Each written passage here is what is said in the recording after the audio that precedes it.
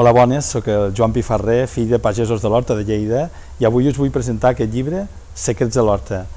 Secrets de l'Horta són moltes històries. Aquí hem recollit històries de la nostra pagesia, històries de Lleida, també locals de Lleida, llegendes i moltes anècdotes del món pagès de la nostra ciutat.